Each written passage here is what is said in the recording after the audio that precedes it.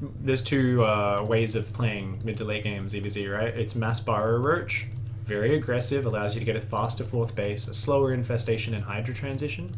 Alternatively, just go straight to Infestors. It's a little bit map dependent. A map like Varney is much better for an Infestor transition, right? There's only one way into the base. This map, also pretty good for an Infestor transition. There's only 2 attack paths. And the one on the left, very choky. The one on the right, somewhat choky. You know, it's reasonably wide on the right-hand side, but when you're talking a big Roach fight, they're going to clump up a lot. Left-hand side, they can't get up that ramp very easily. So, this is a good map for Infestors. Echo's a great map for Infestors. Varney's a great map for Infestors. The big 4-player maps are good for Burrow Roach.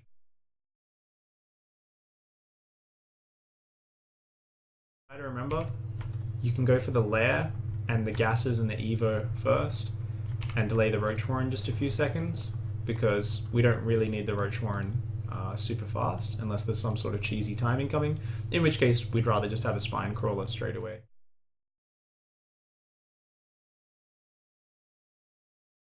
I would take your fourth base over here. Now the reason for that is those back rocks are always going to be a horrible problem. Actually, this whole zone out here is a horrible problem, right? Because if you run into the main base to defend, to get back down to the other choke point is quite a distance. Now if you watch from the top side of those destructible rocks, and look at how close it is to get into your main base. It's not very far. It's a very short walk. Whereas for you defending, it is a lot further. So it creates a bloody problematic situation, especially when they're attacking with tunneling claw roaches. So if instead you just take the base out front, you kind of mitigate that problem because you're defending out front of all this crap. You're trying to engage them kind of out in the middle, or here and here, you know, a little bit further forward. You know, you can kind of come forward and fight at these 2 choke points through the hedge and the one to the right of it, across the little cavern.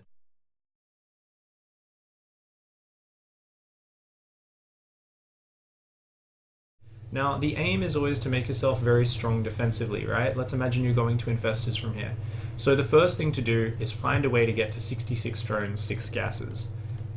If it's a bit of a closer game, you might go 6 gases off just 63 drones. So, you know, you're missing 1 or 2 drones on a couple mineral ions, probably your main base because it's getting low already. And from there, you're going to be able to make that Infestor transition while fighting very defensively. And I see you're already very good at scouting his 3rd mineral line and that sort of stuff, but that is an important part. Keep eyes on opponent's 3rd mineral line. In an even game, a general rule would be don't get more than 8 drones than him. You know, 8 to 10 drones.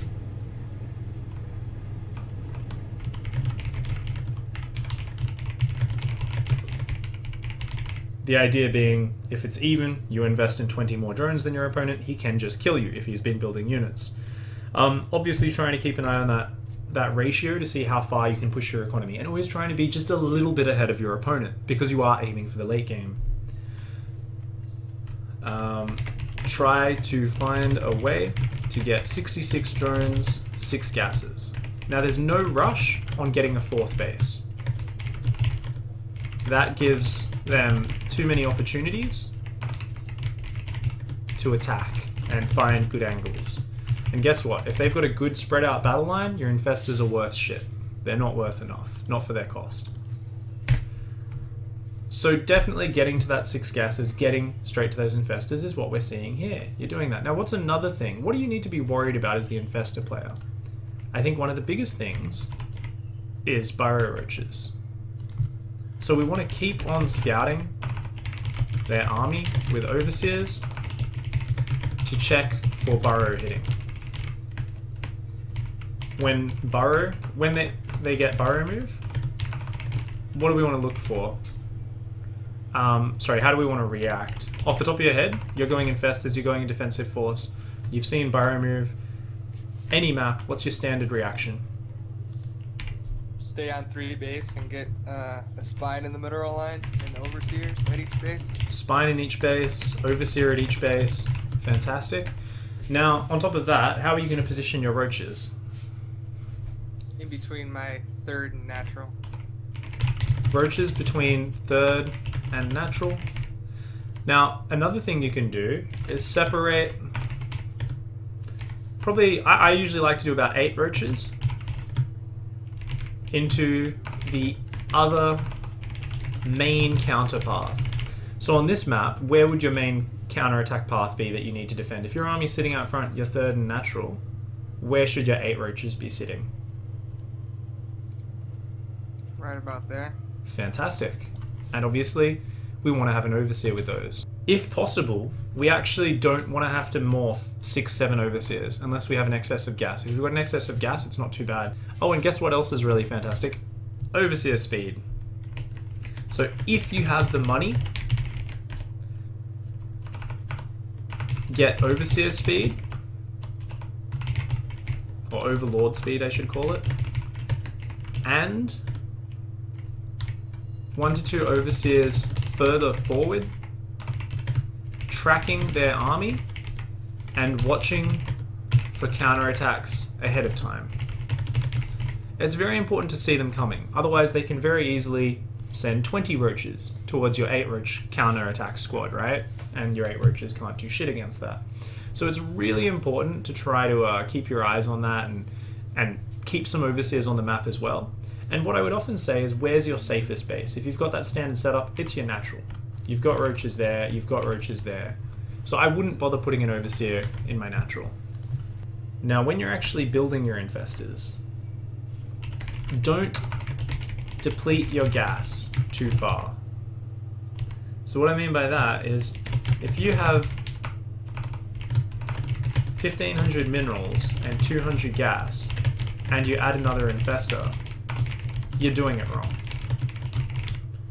We always want to have some gas to remax on roaches. There's nothing worse than having 7 infestors with a lot of energy, taking a roach fight somewhere else, then trying to replace them and being like, shit, we actually can't, are we building zerglings now? Spines, queens, like shit.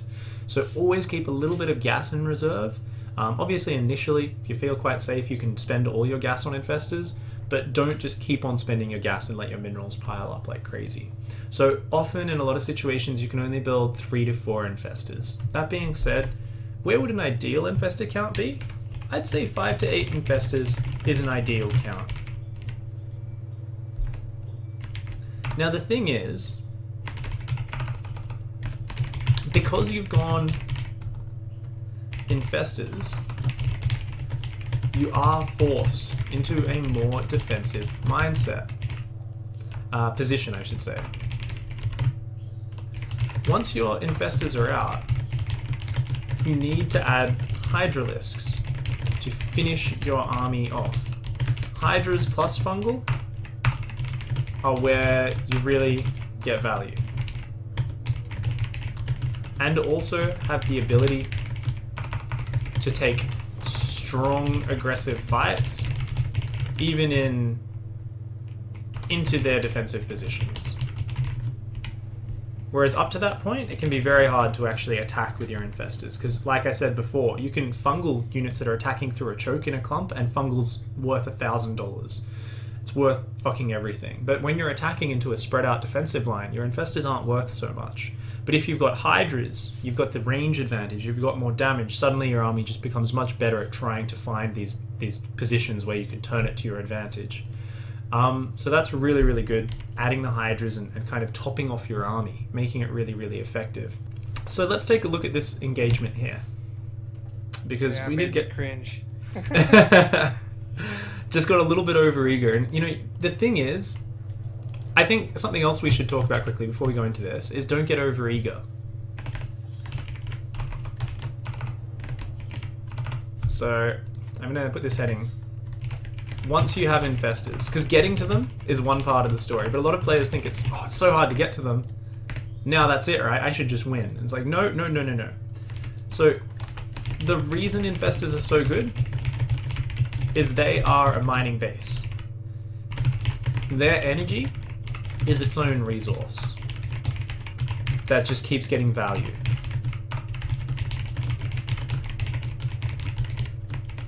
However, you need to be patient. to get that value out of them. So watch for when you have 150 energy or 75 energy on each Infestor. That is its current value. 140 energy is worth just as little as 75. Basically, it all comes down to how many fungals you can throw, right? So definitely keep that in mind. Now let's take a look at this position you're in up here. Now if we look at the game, you're now securing your delayed 4th base. You've kind of gone through what I said, right? Your opponent didn't go for the burrow move. You kept an eye out. You did scout quite well. You just defended. You've got your 64 drones. So like I said, you can be 1 or 2 less, which you are, which is fine. Taking the delayed 4th. But we are deciding to go aggressive. Now, this is actually a decent time for you to go aggressive because you are just so far ahead of your opponent. If we look at the upgrades, we are about to be equal upgrades in 5 seconds. However, he has Hydralisks. How many Hydras have we got on the field? 6. Just these 6 Hydras, but they do have Hydra range, so that's very powerful. And what do we have with our Infestor tech? All we have is 3 Infestors. So an attack right now, an attack to finish the game, to push our advantage, perhaps not the best idea, because these Infestors aren't going to really do anything. So you can definitely look for a fight if you can find a good one. I think your main goal would be to shut down the 4th base. Only take a fight if a good one presents itself, a nice concave, some nice fungals in the middle of his army, and then go from there. So as it is, I don't think you saw his army really coming until right now, and you kind of just went, because you're looking at home, so let's watch from your point of view. Yeah, I just finished injects. Pull back! Pull back! Don't take this fight! Look at your roaches, they're all stuck behind each other. The Infested Terran's not very useful either. They can help, but in such small numbers they don't really do a lot. Better to save for fungal. And the thing is, if you retreat like this, look at this, your Infestors trail behind. If he chased, he could have killed those Infestors. So, or at least forced your roaches to turn around and try to cover them. So fights like that can get really messy. Now we also see you're going to Hydras already. So you've seen people do this style. You know the gist of it. But it's just the specific numbers, the specific flow of it, and being comfortable with it that you're lacking. These Hydras are too early. Just 3 Infestors? That's not enough value. We've invested in pathogen glands. We need 2 more Infestors. Now we might not have had the gas immediately. Often you really struggle with the gas to add the Hydras. But that's okay. That's why we take the gas on our 4th base. We don't really drone up our 4th. At this point, you're just kind of replacing drones you're spending on buildings. But getting just 2 to 3 more Infestors out would turn these into such a valuable resource. And imagine if we hadn't fought so early. We'd stopped at 180 supply, stopped building roaches, and saved that roach gas for more Infestors. We'd still have had the Hydras out at the same time. We'd have this beautiful maxed army right now with like 6, 7 fungal growth saved up on it. Things would be friggin' beautiful. We'd have potentially even 8 or 9 fungals. And this army of his would be absolutely worthless against that. So we can definitely see you've got to be very patient and you've got to swap into a very defensive mindset when you're playing this style. It pushes you into being a little bit more defensive as a player. In this game where you are so far ahead, I definitely agree, you should have just headbutted roaches. But if you want to practice the play, what are the key points? You got to the drone count pretty well, good job. You delayed your 4th pretty well, good job. The main point is build more Infestors. Don't max out necessarily if you're not worried about the pressure being on you. Max out on the composition you want. Max out on the Infestors, on the Hydras. Don't use Infested Terrans at all, just while you're getting comfortable with the style. You'll start to recognize the situations where you want to use them later on. But for now, don't use Infested Terrans at all, because you have actually been depleting a couple of fungals from your army. And I think that should actually put you in a really good stead.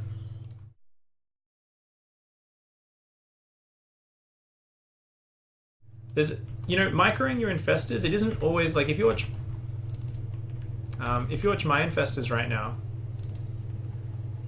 there we go. It's not always just about clicking them around in a group. So, can you open the stream up? Yeah. Alright, open the stream up. It's going to be a bit of a delay. But basically, and this is not the best micro, but I'm going to just showcase kind of what I can do. So basically, you'd be moving forward, and yes, a lot of the time it is with a clump, but you'll notice, and I do have one of the better Infestor micros out there from playing Turtle Swarmer's Stupidity, is there's a lot of boxing and making sure my Infestors are in different positions. so that they can reach all areas of the battle line. So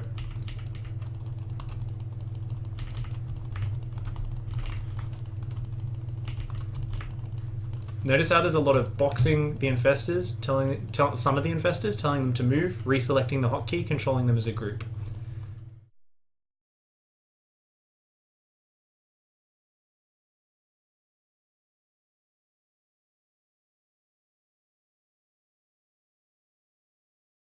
Points to work on. Use that 2-box micro to spread your units really far. Really far apart. They will automatically close the gaps and form a concave. And we want you to manually micro your infestors more. So what that means is manually doing that, boxing them, spreading about,